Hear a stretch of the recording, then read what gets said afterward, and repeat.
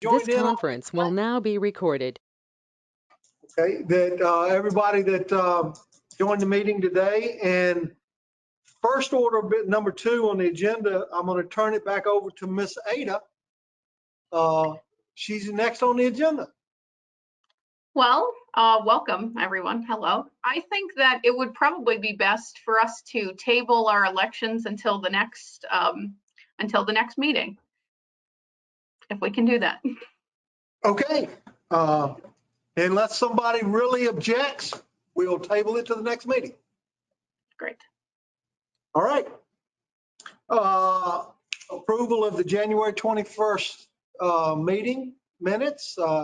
Take it everybody's had a chance to briefly or in-depthly review. I'll entertain a motion to accept the minutes. Don't everybody jump in at one time. So moved. Thank you, Ms. Carter. May I have a second?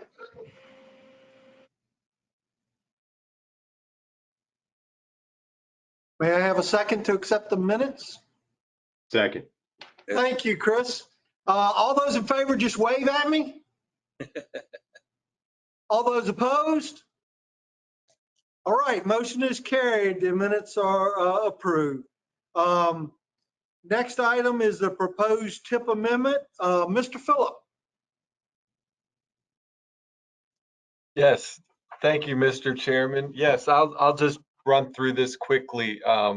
We had two amendments to our tip, and they both have to do with paratransit companies in this area that applied for funding from the state, and they're required to be in our transportation improvement program in order to be in the statewide transportation improvement program. So I'll just go through quickly the CVACL01 in your attachment. That has to do with the Central Virginia Alliance for Community Living, and it is for 2 handicap accessible minivans. And it's a pretty routine ask that we've included in the past. And then the second one is for Lutheran Family Services of Virginia, and that one is for also for 2 5-passenger vans with ramps that will help individuals with disabilities in the Bedford area get around to activities and medical appointments, grocery stores, and other things. So we're just required as the TPO to have that formally incorporated into our tip, and we do need to have public comment, and then we do need it formally approved with the vote. So I'm glad to answer any questions on those. Okay, Mr. Phillip, do I need to set, is there a public comment time, or how do we want to handle that? Well, it has been advertised. So if there is no one there, it's been advertised, in person as well as the link. So I'm not seeing anyone other than members and staff. So I think you still need to formally call a public Right. Okay. public hearing, something like that. Yeah. All right. Well, what I'll do then is I'll go ahead and open a public hearing. If anybody is on, or if anybody wants to call in, or if anybody's just observing somewhere, either jump up on our Zoom call or hit the link or call us on the telephone. So we'll wait a minute to see if anybody comes forward on that.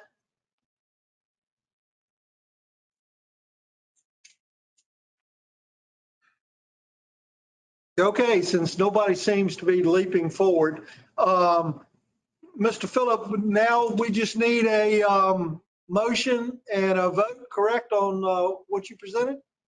Yes, sir.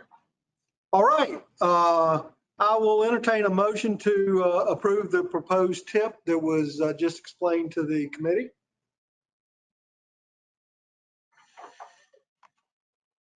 I'll make a motion to approve the proposed tip amendment. I have a motion from Ms. Carter. May I have a second, please? Second. Could I see who seconded? Oh, thank you, Mr. Wright. Okay, is there any further discussion?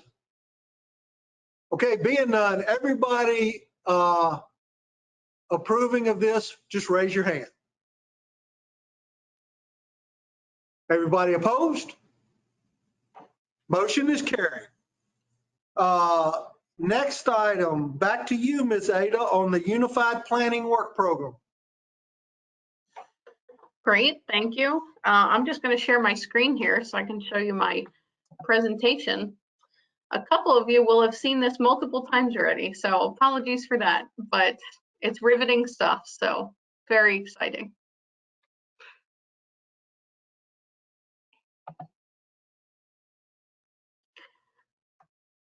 Oh, spoiler. Okay. So just going into talking about our work programs for next year, we have a couple of exciting projects that we're going to be working on. Just as a reminder of how our work programs are organized, so we have two separate work programs, the first being the urban area work program, which we're going to be talking about today, which is managed by the TPO. And then there's also the PDC work program, which covers our rural activities, which if you're on the PDC board, you'll hear more about later, but if not, that'll be available on our website. So just keep in mind that we won't be talking about all of the projects in either session. So, you know, we have plenty of transportation work to go around here, but just highlighting some of the things that the TPO is typically responsible for. You know, we provide general technical assistance to our localities. We manage the long-range transportation plan, which we update every 5 years, but obviously do maintenance on yearly. We do a work program development each year.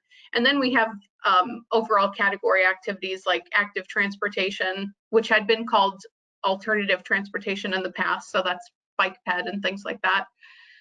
We're also responsible for maintaining a Title VI plan, which we'll talk a little bit more about, but that's basically diversity and inclusion. And then also our transit activities that we work with GLTC on. So just a little bit about each of our items here. You know, under the general technical assistance line, we typically have a lot of funding that is a little bit more flexible. So we can help localities with grant application assistance, including smart scale. And I know that we're going to be working on some TA applications this year and probably in 2 years from now. Planning and training activities, working on reviewing small and special area plans. We've been working on plenty of localities comprehensive plan updates and review. So that's been a way that we've taken up a lot of our time this past year and intend to do so in the future.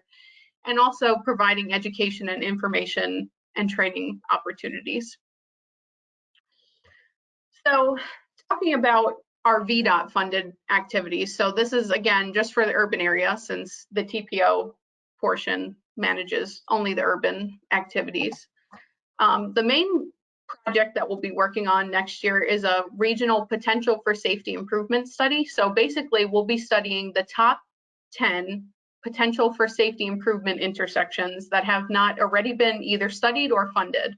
So these are ones that we've seen, you know, high potential for crashes at, and we'll be working to evaluate current travel conditions and therefore provide recommendations that can be used for safety improvements and hopefully be used as a basis for funding applications. So, you know, we're kind of trying to get ahead of what some of the other MPOs around the state are doing in terms of getting projects ready for funding applications before they come about. So by studying these, it'll be a nice way to have some study already done when we're looking for opportunities for funding in the future.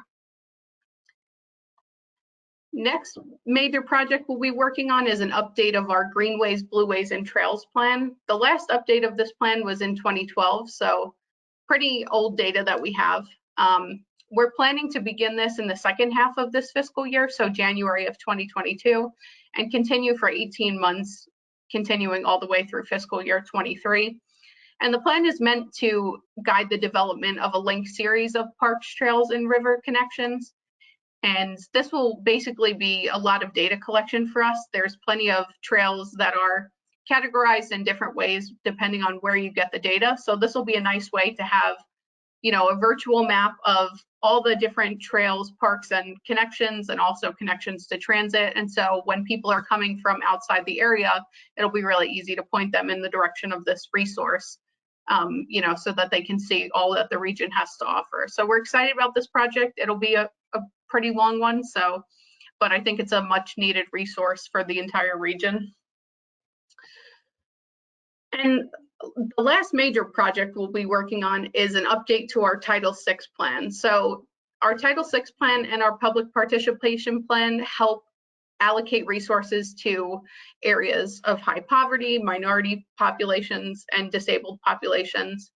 And really, the public participation plan guides our overall process as a TPO and promotes transparency throughout the process. So getting people that have traditionally not been able to be involved in planning activities or don't necessarily understand how the process works, this is good for anyone, not just those specific federally protected groups. So this is a good way to get people involved, show them that we take this seriously and take people's opinions into account before we move forward on projects, which I think is a really good step in building public trust and getting good feedback as we go through the planning process. So that's all for our Vdot funded activities. Now I want to just talk a little bit about our DRPT funded activities.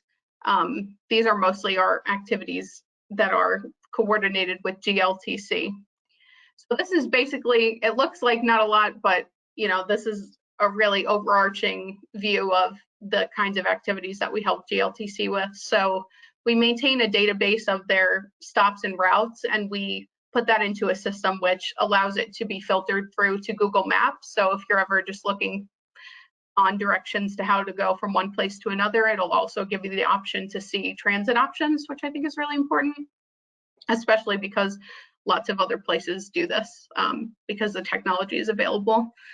Of course, we'll continue implementation of GLTC's transit strategic plan, support them in any funding applications, and then, of course, help with any activities if funding is provided for those. Also, we've been working on a bus stop accessibility survey, so making those heavily used bus stops ADA accessible when possible. And as we go on, of course, recommending route adjustments and realignments that improve overall efficiency of the route system. So that's a very overarching view, but I think it's a good summation of the kinds of activities that we work with GLTC on. So this is just a list of everything that we just talked about and kind of the dollar amounts and understanding kind of what goes into the entire work program. It is also in your packet, so if you'd like to review it in more detail. The administration line covers things like, having someone to answer a phone, general expenses, travel, professional development, etc. Each year in the long range planning line, we do put $50,000 into a set aside fund so that once we have to fund the update of our long range transportation plan, that money is available and doesn't put too much of a stress on our budget. Like I said, we do that every 5 years. We've talked about all of the technical assistance lines. The environmental justice line on the bottom is the one that includes the Title VI plan. So that's just basically diversity and inclusion. And the consultant support line that you see just is going to fund the regional safety study. So I hope that is as much detail as is helpful. If anyone has any questions. If not, we will put this to a vote if we could. Okay. Does anybody have any questions of Ms. Ada from what she presented? If there's not, Ms. Ada, can you put back on the screen so I can see everybody? Yes. All right, there we go. I will entertain a motion to approve the Unified Planning Work Program that Ms. Ada just presented.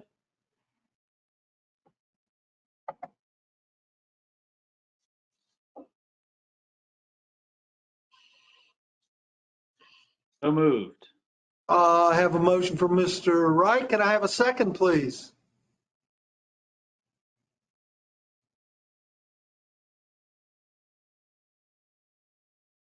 I have a second from Ms. Carter. Is there any further discussion? All those in favor, please raise your hand. Those opposed? Motion carried. All right, next item, matters from members. Anybody have anything? I can go down the list. Mr. Chris, do you have anything, sir? Just a brief reminder, it's on the bottom of the agenda, but on April 29th at 4 p.m., we will have a virtual public meeting to receive input on our 6-year improvement program, which includes Smart Scale Round 4.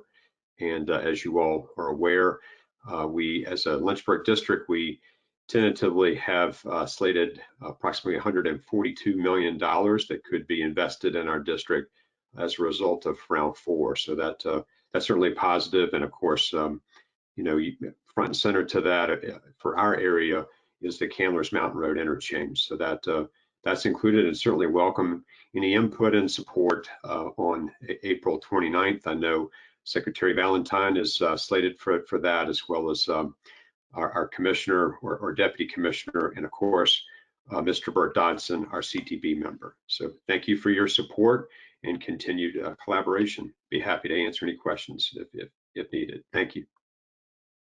Thank you, Chris. Mr. Kenny Craig, do you have anything? Okay. Mr. Phillip, we've already heard from you. Mr. Brian Booth?